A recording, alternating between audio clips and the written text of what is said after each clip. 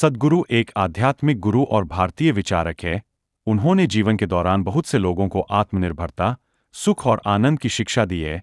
सद्गुरु जी का असली नाम जगदीश वासुदेव है, लेकिन उन्हें उनके शिष्यों द्वारा अब सद्गुरु के नाम से पुकारा जाता है।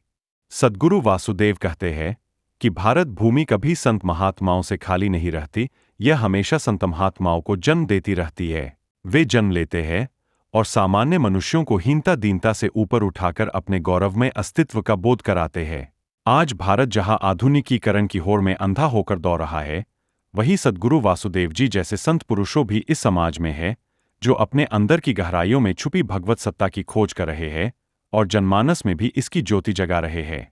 कलियुग के इतने जोरदार प्रवाह में भी धारा के विपरीत तैरते हुए सबको पवित्रता का अनुभव करा रहे सद्गुरु का जन्म मैसूर में 3 सितंबर 1957 की रात 11:54 पर एक संपन्न परिवार में हुआ था। वृषभ लग्न की इनकी कुंडली में मन के कारक ग्रह चंद्रमा गुरु रहस्य के स्थान अष्टम भाव में बैठे हैं।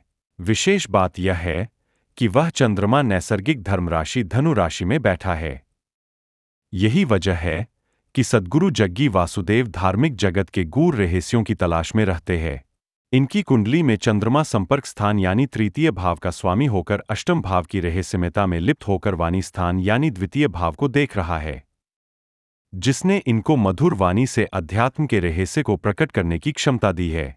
सद्गुरु वासुदेव बचपन से ही अत्यंत साहसी है। कुछ खाने पीने की सामग्री साथ में रखकर निर्जन जंगलों में घुमंतु की तरह विचरण करते रहते जब तक कि साथ में लिया खाना समाप्त नहीं होता। जहरीले सांपों के साथ रहना और उन्हीं के बीच रात को सो जाना। मैसूर की चामुंडा पहाड़ी से सड़क का रास्ता छोड़कर सीधी ढलान से उबड़ खाबड़ पहाड़ी होते हुए तेज गति से मोटरसाइकिल चलाते हुए नीचे उतरना, ऐसे कारनामे उनके लिए सांस लेने जैसे सहेज रहे हैं।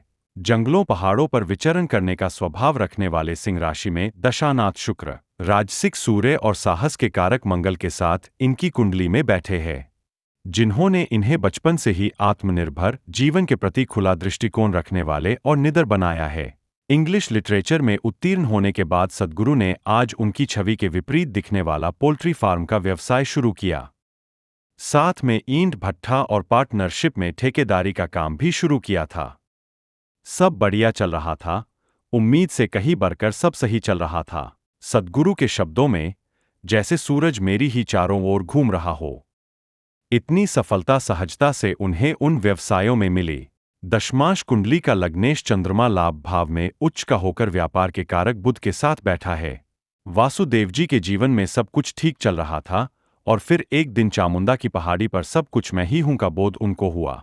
जैसे कि श्रीमद् भगवद गीता में कृष्ण कहते हैं, येन सर्वमिदं ततम, इस सारे चराचर में मैं ही व्याप्त हूं। अपनी सर्वव्यापकता का यह बोध जो पूरे 5 घंटे तक रहा, सद्गुरु को 1982 के सितंबर की 23 तारीख को दोपहर को हुआ था। तब उनकी जन्म कुंडली में नवम भाव में स्थित मकर राशि का लग्न पूर्व क्षितिज पर उदित हुआ था और प्रत्यंतर दशा थी। साक्षात्कार के 6 माह बाद अपनी व्यावसायिक गतिविधियां छोड़कर फिर सद्गुरु योगा क्लास लेने लग गए। इसी समय उनकी मुलाकात विजय कुमारी से हुई। फिर उसी से उनकी शादी 1984 में चंद्रमा की दशा में हुई। चंद्रमा इनकी कुंडली में नवमांश कुंडली में परिवार वृद्धि के स्थान यानी द्वितीय भाव का स्वामी है और लग्न कुंडली के द्वितीय भाव को देख भी रहा है। योग और ध्यान को सुचारू रूप से चलाने के लिए 1993 में सद्गुरु ने ईशा फाउंडेशन की स्थापना की, जो कि आज विशाल रूप ले चुका है।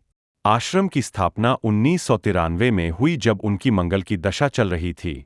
मंगल जन्मांग में निर्माण के स्थान चतुर्थ भाव में बैठे हैं और चतुर्थांश कुंडली के लग्नेश होकर सप्तम भाव में बैठकर लग्न को देख भी रहे हैं। आज दुनिया भर में लोग सद्गुरु को जानते हैं।